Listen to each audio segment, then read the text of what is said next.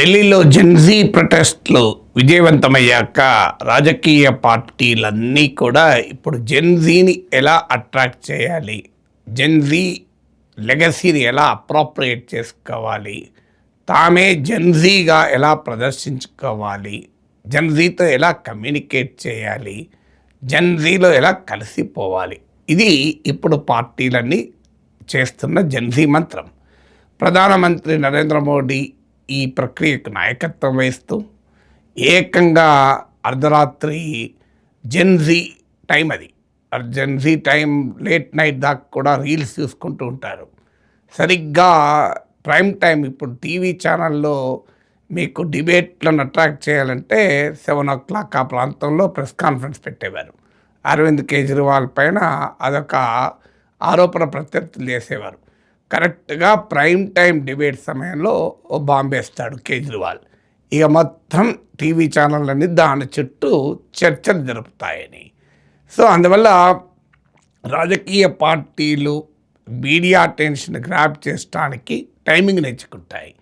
అలాగే నరేంద్ర మోడీ జెన్జీని అట్రాక్ట్ చేయడానికి Gen Z timing నేర్చుకున్నారు.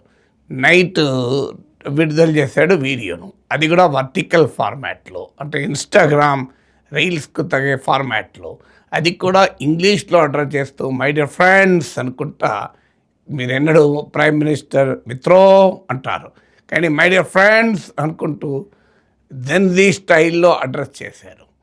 ఆ తర్వాత మంత్రుల్ని కూడా మీరు ఇన్స్టాలో రీల్స్ చేయండి అంటూ ఏకంగా మంత్రులకు ఇన్స్టాగ్రామ్ క్లాసులు చెప్పారు నరేంద్ర మోడీ.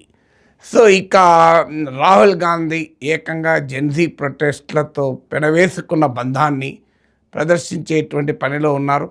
పార్లమెంట్ బయట జెన్జీ ప్రొటెస్ట్లకు ఛాంపియన్గా వారి పక్షాన వకాల్తా పుచ్చుకొని అమిత్ షానే టార్గెట్ చేస్తూ ఆయన పాలిటిక్స్ నడుస్తూనే ఉన్నాయి. ఇలా అరవింద్ కేజ్రీవాల్ మేము జెన్జీ నెక్స్ట్ రౌండ్ ఆఫ్ ప్రొటెస్ట్లు చేస్తే స్వాగతిస్తామని ప్రకటించారు. రేవంత్ రెడ్డి అసలు జెన్జీ ఇలా రోడ్ల మీద పోరాడడం కాదు, అసెంబ్లీలో ఉండాలి, పార్లమెంట్లో ఉండాలి, 21 yearsకే పోటీ చేసే అవకాశాలు కల్పిస్తూ జెన్జీ బిల్లు తేవాలి అంటూ మాట్లాడారు.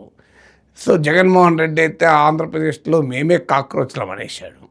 సో జెన్జీ ఇష్యూ రగులుతోంది కనుక డిఎస్సిని కూడా దానికి కాస్త రివైజ్డ్ అండ్ ఎన్లార్జ్డ్ వర్షన్ పట్టుకొచ్చేసి, సో జెన్జీని ఉద్యమము కంటిన్యూటీగా అక్కడ నీట్ ఇక్కడ డిఎస్సి అంటూ ప్రజెంట్ చేశారు. తన విద్యార్థి యువజన విభాగాలతో రాష్ట్రవ్యాపిత నిరసన తెలియజేశారు. ఇలా అన్ని పార్టీలు జెన్జీ మంత్రాన్ని జపిస్తున్నారు. మరి ఈ పార్టీలు జెన్జీని నిజంగానే అట్రాక్ట్ చేయగలవా అనేది ఇప్పుడు ఒక పెద్ద క్వశ్చన్ మార్క్. సో మొదటిగా జెన్జీ మూమెంట్కు ఉండేటువంటి క్యారెక్టర్ మనకు అర్థం చేసుకోవాలి. జెన్జీ మూమెంట్ ఉన్న క్యారెక్టర్ ఏంటి అంటే, వారు తమ ఇష్యూస్ పైన చాలా ఎమోషనల్గా స్పందిస్తున్నారు.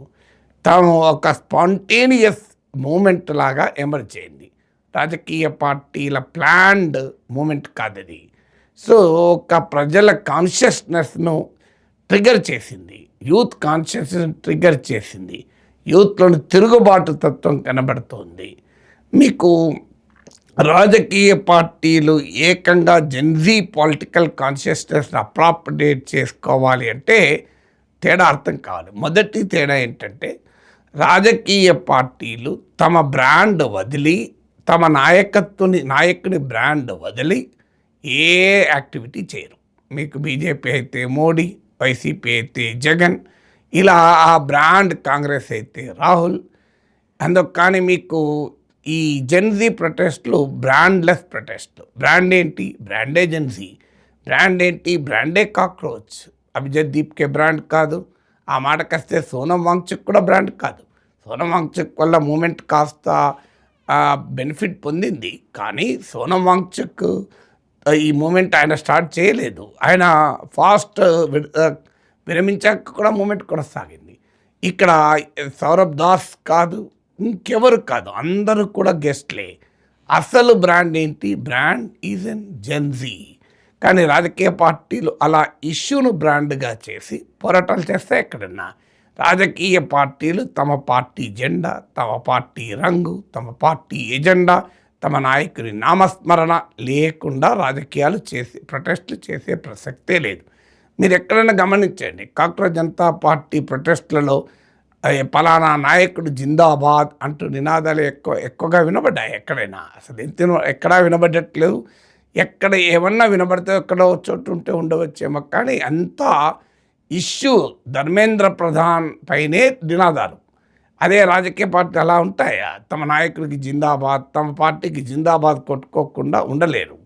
సో అందువల్ల మొదటి డిఫరెన్స్ ఏంటంటే the way Gen Z protest are ఆ ప్రొటెస్ట్ల కలర్లెస్ ప్రొటెస్ట్లు, అవి ఆర్డర్లెస్ ప్రొటెస్ట్లు. కానీ రాజకీయ పార్టీలు జరిపే జెన్జీ యాక్టివిటీ వాళ్ళ కలర్, వాళ్ళ ఆర్డర్, వాళ్ళ వాసన ఉండాలి, వాళ్ళ రంగు ఉండాలి, వాళ్ళ రుచి ఉండాలి. రంగు, రుచి, వాసన లేకుండా నడిపే ప్రసక్తే లేదు. జెన్జీ ప్రొటెస్ట్లోమో రంగే జెన్జీ, రుచే జెన్జీ, వాసనే జెన్జీ. ఇక రెండవది జెన్జీ ప్రొటెస్ట్లు they are led by Gen Z, run by Gen Z.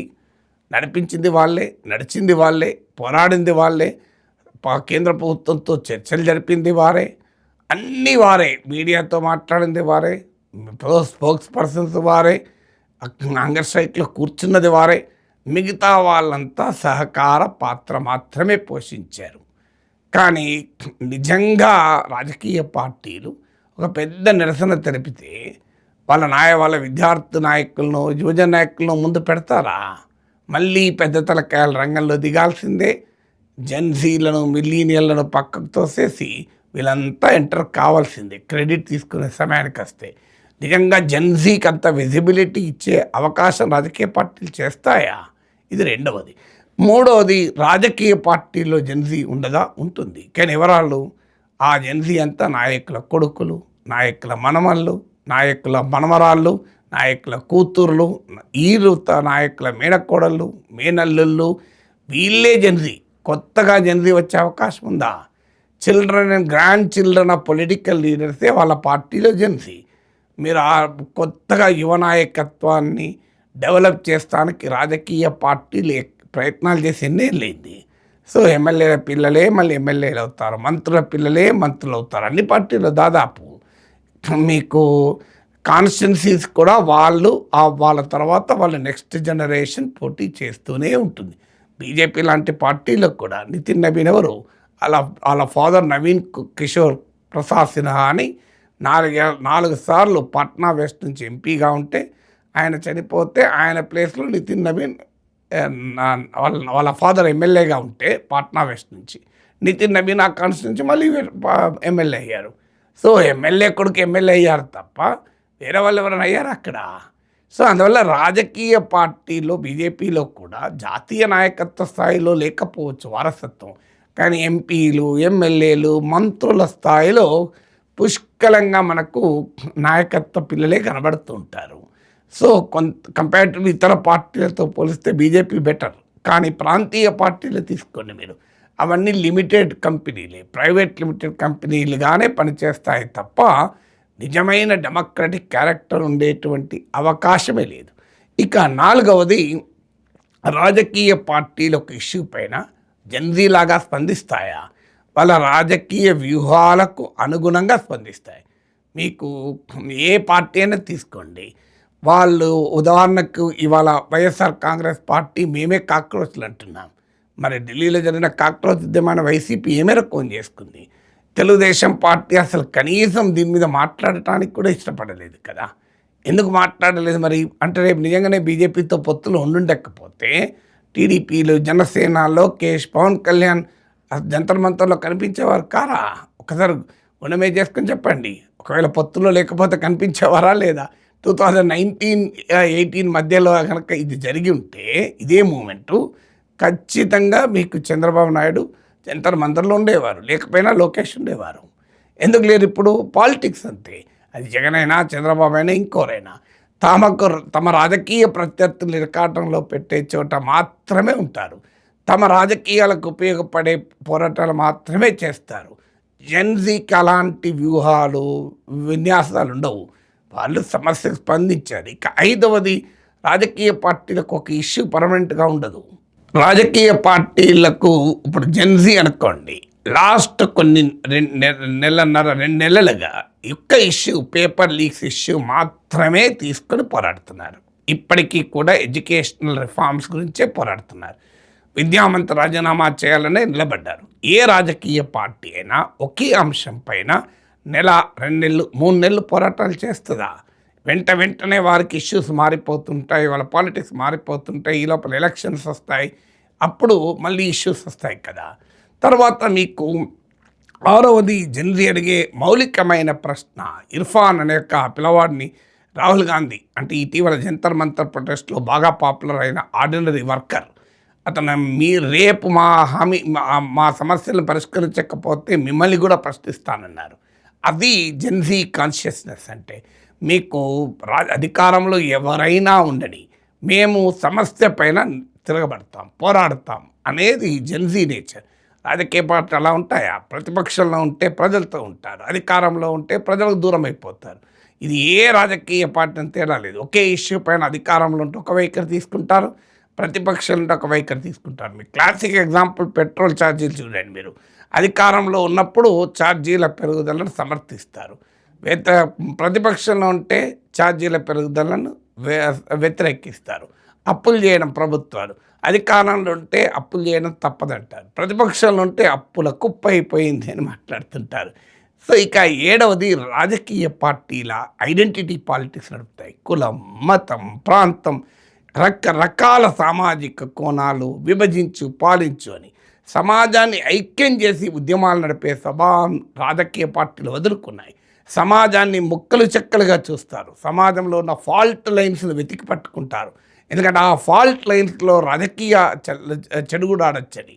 కానీ జెన్జీ కులాలకు అతీతంగా, మతాలకు అతీతంగా ఒక ప్రజలందరినీ ఐక్యం చేసి పోరాడింది. రాజకీయాలు ప్రజల్ని ఐక్యం చేయాలి వాస్తవంగా, కానీ మనకు తెలియంది ఏమున్నది? సాంప్రదాయ రాజకీయాలు చేసేటువంటి వ్యవహార సరళి మనం చూస్తున్నాం కదా. ఇక 8వది, మీకు ఈ నిరసనలు చూడండి. ఏ బడా పారిశ్రామికవేత్తల నిధులతోనో లేదా ఎవరో అవినీతితో సంపాదించిన డబ్బుతోనూ ఈ ఉద్యమాలు, జెన్జీ పోరాటం నడవలేదు. జెన్జీ పోరాటాలకు వచ్చిన వారెవరు కూడా డబ్బులు తీసుకొని బిర్యానీ ప్యాకెట్ ఇస్తే, మందు బాటిల్ ఇస్తే రాలేదు. తమ ఖర్చులు పెట్టుకొని ఢిల్లీ దాకా వెళ్ళారు, తమ ఖర్చులు పెట్టుకొని అక్కడ జీవించారు. వాళ్ళకు మద్దతుగా దేశవ్యాపితంగా స్విగ్గీలు, జొమాటోలు ఆర్డర్లు వచ్చాయి. స్వచ్ఛందంగా ప్రజలు ఢిల్లీ స్థానికులు ఫుడ్ వండి ఆడు తీసుకొచ్చారు, వాటర్ బాటిల్స్ ఇచ్చారు, మీకు బటర్ మిల్క్లు ఇచ్చారు. అంటే it is completely funded and sponsored by the common people. అంటే సొంత ఖర్చులతో ఈ పోరాటాలు నడిపారు. రాజకీయ పార్టీల జెన్జీ ఉద్యమాలు నడిపితే అలా ఉంటుందా? పార్టీ హెడ్ ఆఫీస్ నుంచి డబ్బులు వస్తేనే ఇక్కడ కదులుతుంది ఏదైనా, ఆ డబ్బులు ఫ్లో ఆగిపోతే ఇక్కడ ఏది కదలదు. సో అందువల్ల మీకు రాజకీయ పార్టీలు జెన్జీ రాజకీయ పోరాటాన్ని అప్రాప్రియేట్ చేసుకోవడానికి ఎన్ని ప్రయత్నాలు చేసినా జెన్జీ ఉద్యమం వేరు, రాజకీయం వేరు.